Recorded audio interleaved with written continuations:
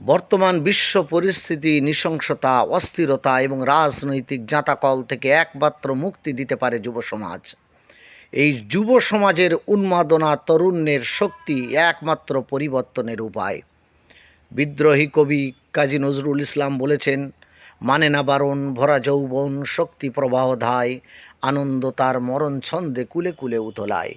বণিকের দুটো জাহাজ ডুবিবে তা বলে কি সিন্ধু ঢেউ, শান্ত হইয়া ঘুমায় রহিবে শুনিয়াছ কবু কেউ। ঐরাবত কি চলিবে না পথে, পিপিলিকা মরে বলে, ঘর পুড়ে বলে প্রবল বন্যিশিকা উঠিবে নাকি জ্বলে।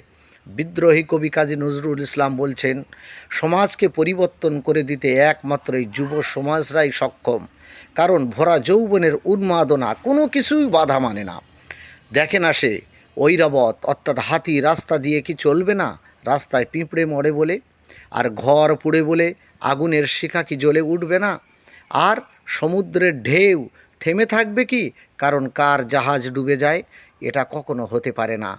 একমাত্র এই যুব সমাজ যদি এগিয়ে আসে, পৃথিবীর সমস্ত অস্থিরতা, মানুষকে নিষ্পেষণ করার এই অপশক্তি এবং রাজনৈতিক কারবারিদের যে সমস্ত কুচক্র, সব কিছু ধ্বংস হয়ে যাবে। কারণ যুব সমাজ যেদিকে, সমাজ পরিবর্তন হওয়ার ঢেউ সেই দিকে। এরাই একমাত্র আমূল পরিবর্তন এনে দিতে পারে।